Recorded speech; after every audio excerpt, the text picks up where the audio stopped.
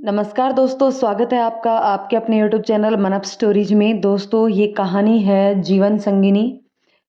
तो दोस्तों, इस कहानी को शुरू करने से पहले मेरी आपसे रिक्वेस्ट है कि यदि आपको कहानी ज़रा सी भी पसंद आए तो प्लीज़ कमेंट करके ज़रूर बताइएगा। ना पसंद आए तो भी बताइएगा, जो कमी लगे वो भी बताइएगा। यानी कहने का मतलब है, कहानी पढ़ने के बाद उसके कहानी के प्रति प्रतिक्रिया ज़रूर दीजिएगा कि ये कहानी आपको कैसी लगी। तो चलिए इस नई कहानी का शुरू करते हैं। आज विवेक अस्पताल में खुद को इतना विवश महसूस कर रहे थे क्योंकि उनकी पत्नी नीलम उस छोटे से कस्बे के एकमात्र अस्पताल में जिंदगी और मौत के बीच जंग लड़ रही थी। वहीं विनीत, उनका 8 वर्षीय पुत्र, आंखों में आंसू भरे बेबस सा अपनी माँ के हाथ को अपने हाथ में लिए बैठा अपनी माँ का चेहरा देख रहा था, जो बिल्कुल नीरस पड़ा हुआ था। विवेक की आंखों के सामने आज सुबह का दृश्य घूम रहा था। गांव के छोटे से घर में कितना प्यारा परिवार था उनका। प्यारी सी पत्नी जो कि गर्भवती थी और चंचल सा बेटा, बहुत खुश थे अपने छोटे से संसार में। विवेक की पत्नी नीलम की एक छोटी सी दुकान थी और विवेक एक प्राइवेट स्कूल में टीचर थे। सीमित आय, लेकिन कभी कोई कमी नहीं महसूस हुई। थोड़ी जमीन भी थी जो किराए पर दी हुई थी। बेटा पिता के साथ स्कूल में पढ़ रहा था, इसलिए फीस भी कम लगती थी। बहुत होशियार था और हमेशा अव्वल आने वाले बेटे पर बड़ा नाज था उन्हें। 8 साल बाद नीलम फिर से गर्भवती हुई थी। बहुत ध्यान रखते थे विवेक नीलम का। पति पत्नी और बेटे तीनों की ही चाहत थी कि इस बार उनके घर में एक नन्ही सी गुड़िया आए, ताकि उनका ये परिवार पूरा हो जाए। आज सुबह जब विवेक और विनीत स्कूल के लिए निकलने लगे तो नीलम उन्हें छोड़ने के लिए बाहर तक आई। वैसे ये नीलम का रोज का काम था। वो दोनों को बाहर तक छोड़ने आया करती थी। आज बारिश की वजह से घर के सामने थोड़ी फिसलन थी। नीलम ने मुस्कुराते हुए उन्हें विदा किया और खुद अंदर जाने के लिए मुड़ी। तभी धड़ाम की आवाज आई और एक जोर की चीख नीलम के मुंह से निकली। विवेक ने तुरंत पीछे मुड़कर देखा तो उसकी आंखों के सामने ही नीलम का पैर फिसला और वो सीधे आंगन में गिरी। जितनी देर में विवेक उसे उठाने की कोशिश करते, नीलम के सर से निकले खून से आंगन लाल हो चुका था। आवाज सुन के विनीत भी भागता हुआ आया और माँ की हालत देख बहुत घबरा गया। विवेक की समझ में नहीं आ रहा था कि वो क्या करे। अस्पताल घर से लगभग 50 किलोमीटर दूर कस्बे में था। किसी तरह गांव के एकमात्र ट्रैक्टर में लिटाकर पास के प्राथमिक स्वास्थ्य केंद्र पर लाया गया। वहां की नर्स ने सिर पर एक पट्टी बांधी और एक सुई लगाकर जल्दी से जल्दी हॉस्पिटल ले जाने के लिए कहा। करीब 2 ढाई घंटे बाद हॉस्पिटल पहुंचे। तब तक नीलम की हालत बहुत खराब हो चुकी थी। खून लगातार बह रहा था। नीलम बेहोश थी। गिरने की वजह से उसका रक्तस्राव भी शुरू हो चुका था। डॉक्टर ने देखा और देखते ही जवाब दे दिया, यह उचित चिकित्सा सुविधाएं नहीं है और मरीज को लाने में देरी के चलते कुछ कर पाना मुश्किल है। आप इन्हें किसी बड़े हॉस्पिटल में लेकर जाइए। डॉक्टर साहब, कुछ थोड़ा बहुत दवा दारू तो कर दीजिए ताकि ये दूसरे हॉस्पिटल तक पहुंच तो जाए। देखिए, आप यहाँ इनको जितनी देर रखेंगे उतना ही इनका समय कम होता चला जाएगा। मैं आपकी बात समझता हूँ डॉक्टर साहब, परंतु कुछ इतना तो कर दीजिए कि इनका खून रुक जाए। देखिए, लगातार इनके सर से खून बहता जा रहा है और शायद गिरने की वजह से इनका मिसकैरेज भी हो चुका है। प्लीज़ एक बार चेक तो कर लीजिए। विवेक के बार बार मिन्नतें करने पर डॉक्टर ने नीलम को इमरजेंसी के रूप में देखा और कुछ इंजेक्शंस दिए ताकि खून रुक जाए और उसके सिर पर दोबारा से पट्टी की। नर्स ने देखते हुए कहा, सर, इनका मिसकैरेज हो चुका है, इनकी डीएनसी करनी पड़ेगी। काश मेरे पास कुछ और पैसे होते या मेरे पास एक गाड़ी होती तो मैं नीलम को जल्दी ला पाता। मेरे घर के आगे पक्की सड़क होती तो शायद ये दुर्घटना नहीं हुई होती। विवेक बार बार खुद को दोषी मान रहे थे कि उन्होंने अपने परिवार के लिए शायद पर्याप्त सुविधाएं नहीं की। वहीं विनीत अपनी गीली आंखों से देख रहा था कि डॉक्टर किस तरह उसकी मां को बचाने का प्रयत्न कर रहे थे। उसे बार बार यह एहसास हो रहा था कि काश हॉस्पिटल उनके गांव में होता। 2 घंटों की जद्दोजहद के बाद आखिरकार नीलम ने हार मान ली और हमेशा के लिए आंख मूंद ली। विवेक और विनीत एक दूसरे का हाथ थाम के रोते रहे। कहाँ तो वे एक नन्हे से मेहमान के आने के इंतजार कर रहे थे और अपने पूरे परिवार को संपूर्ण होते देखना चाहते थे, और कहाँ उनका हंसता खेलता परिवार ही बिखर गया था। कुछ दिनों तक दुख और फिर एक आक्रोश में आकर विवेक ने एक फैसला लिया। अपनी दुकान और जमीन बेचकर घर में ताला लगा। जब विवेक ने गांव से बाहर कदम रखा तो उन्होंने नीलम से एक वादा किया। नीलम, जिस अभाव की वजह से मुझे तुम्हें खोना पड़ा, मैं वादा करता हूँ कि वो अभाव मैं अपने बेटे को नहीं होने दूंगा। मैं सब छोड़ के शहर चला जाऊंगा और सारी सुख सुविधाएं अपने बेटे के लिए उपलब्ध करवाऊंगा। अब कभी मैं गांव वापस नहीं आऊंगा। उन्हें नहीं पता था कि उनका हाथ थामे उनके बेटे ने भी एक वादा किया।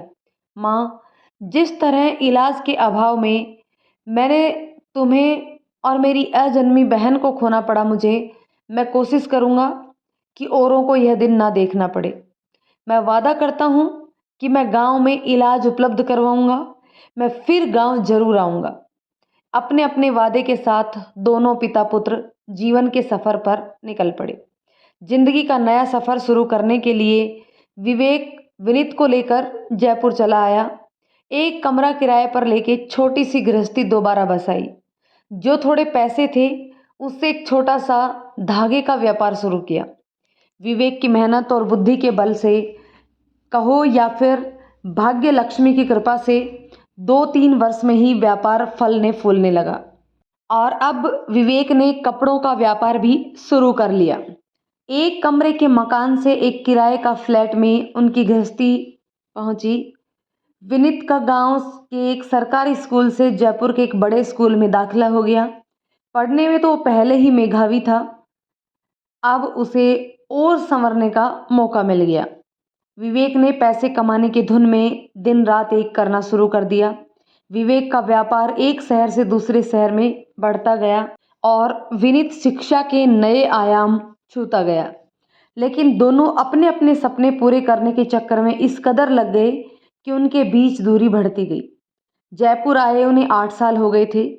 किराए के मकान से खुद का मकान बनना शुरू हो गया था। मकान क्या, एक बड़ी सी कोठी बनने जा रही थी। और साथ ही विनीत 12वीं के साथ साथ मेडिकल की तैयारी भी कर रहा था, क्योंकि उसका सपना था कि जिस चीज़ के अभाव में उसकी माँ उससे दूर हुई, उसे वह अभाव जो दूर करना था। इसलिए वह जी तोड़ मेहनत करके मेडिकल की तैयारी कर रहा था। साल बीतते बीतते 12वीं के साथ ही उसे एमबीबीएस में प्रवेश मिल गया।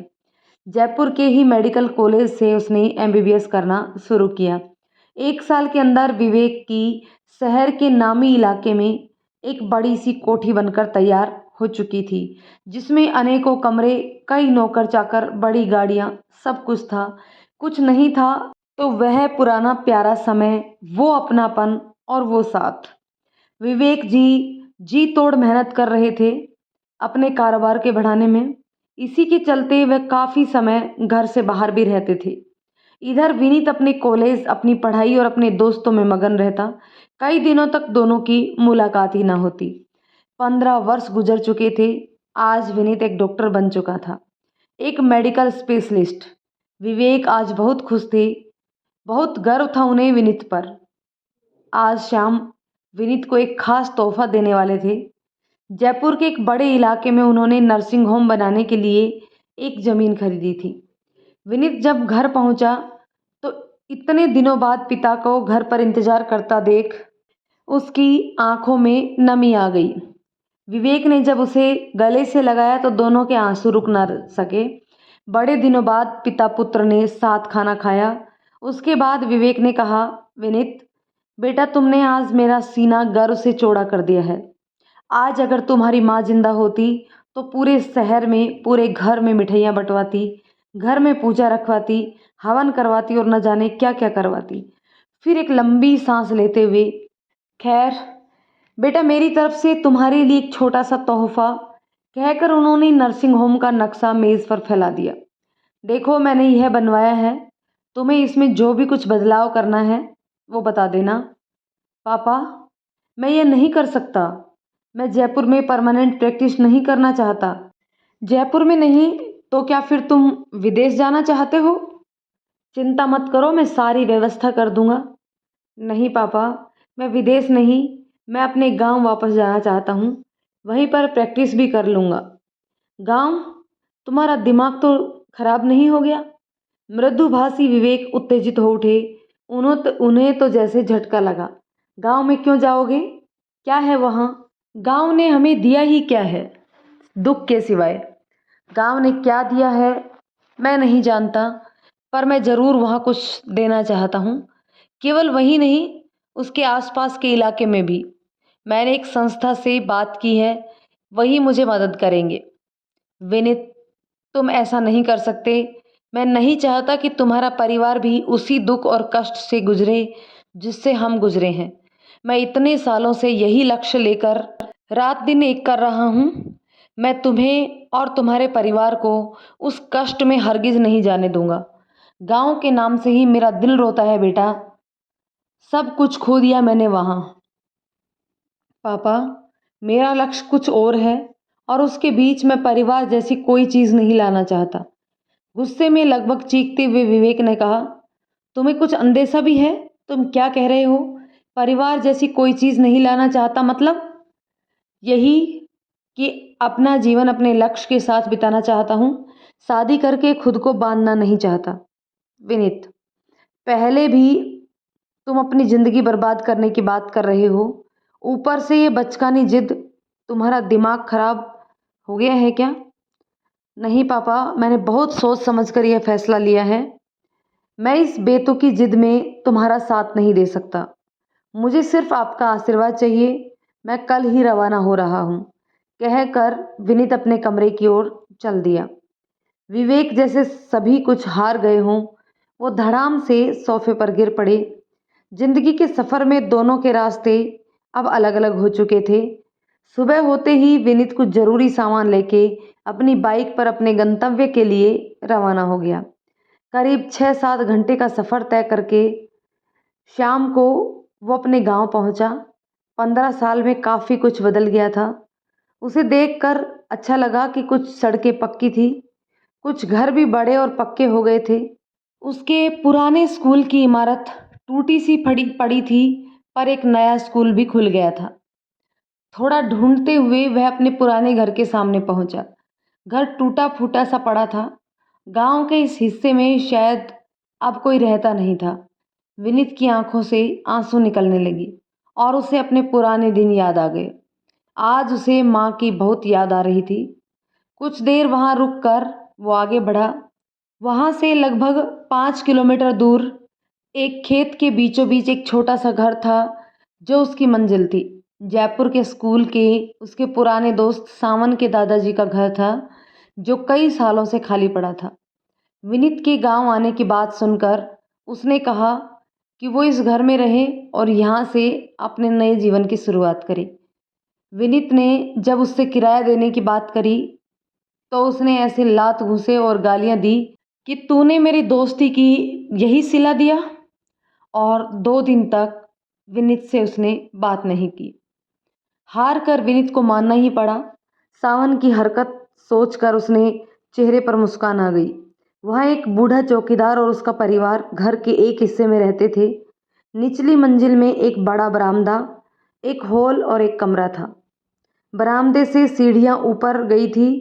ऊपरी मंजिल पर एक बड़ा बेडरूम था, जिसमें पुराने डिजाइन का एक बड़ा सा विशाल पलंग, एक आदमकद शीशा, एक ड्रेसिंग टेबल, 2 बड़ी-बड़ी अलमारी, अटैच लेट बाथ भी था। विनीत को हंसी आ गई कि वो अकेली जान इतने बड़े कमरे का क्या करेगा। एक बैठक भी था, जहाँ केवल 2 कुर्सियां थी। रसोई में बर्तन तो नहीं थे, लेकिन चालू हालत में एक पुराना फ्रिज था और एक गैस चूल्हा। कुल मिलाकर विनीत के लिए जो सामान था वो ही काफ़ी था। चौकीदार मातादीन ने कहा कि उनकी पत्नी और बहू घर की सफाई और खाना बनाने का काम संभाल लेंगी। रात उन्हीं ने उन्हें खाना दिया और विनीत खाकर सो गया। अगली सुबह उसके नए जीवन की शुरुआत थी। जिस संस्था के साथ वो जुड़ा था, वे उसे एक मासिक तनख्वाह दे रहे थे, साथ ही जरूरी दवाइयाँ आदि भी। पैसे थोड़े ही थे लेकिन उसमें अकेले के गुजारा करने के लिए काफ़ी थे। विनीत ने नीचे के बरामदे को दवाखाना बना दिया, जहाँ वो शाम को मरीज देखता। सुबह वो बाइक लेके हर रोज एक गांव में जाता और वहां से मरीज देखता। आसपास के कई गांवों में अब वो रोज जाने लगा था। हर गांव के सरपंच और बाकी शिक्षित लोगों के पास उसने अपने मोबाइल नंबर दे रखे थे, ताकि जरूरत पड़ने पर उसे बुलाया जा सके।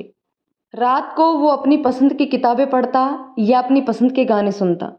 विनीत की जिंदगी का सफर वैसे ही चल रहा था जैसे उसने कल्पना की थी।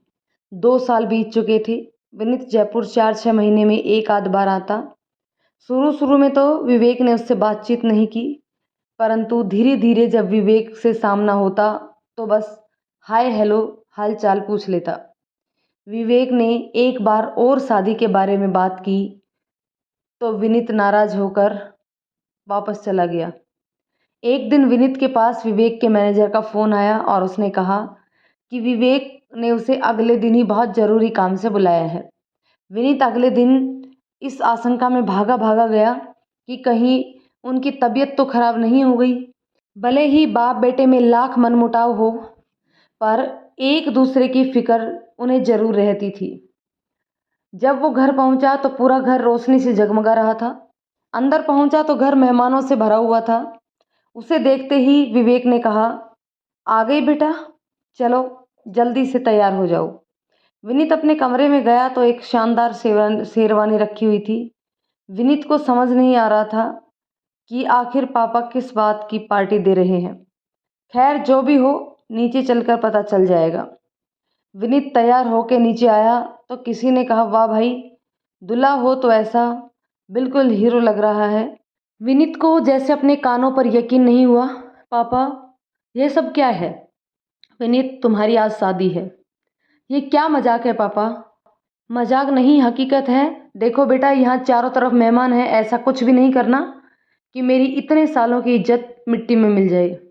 पापा, आप इससे पहले कि वह कुछ कह पाता, अड़ोस पड़ोस की औरतें उसे लगभग खींचते हुए ले गई।